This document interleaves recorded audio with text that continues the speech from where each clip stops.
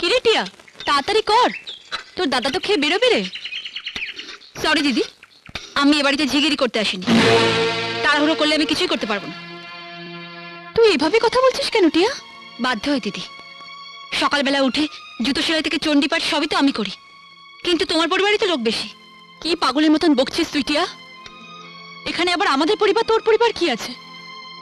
পরিবার তো একটাই, সেটা তোমার মনে হতে পারে, কিন্তু আমার নয়।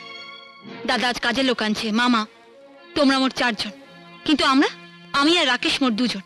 আমাদের নিজেদের সংসার হলে কি আমাকে এত কাজ করতে হবে? টিয়া, কি হয়েছে তোর? আজ তুই এভাবে কথা বলছিস? তুই বল আমাকে, কি চাস তুই? আমার আর এক সংসারে খেতে ভালো লাগছে না দিদি।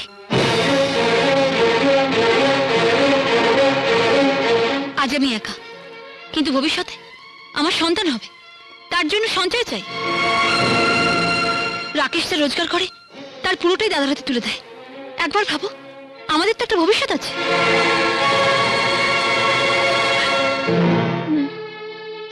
ঠিক আছে, প্রতি মাসে কত টাকা তুই জমাতে পারবি আমি জানি না, কিন্তু তোর মনে যে কালো কালিমা জমে গেছে তা আমি হলফ করে বলতে পারি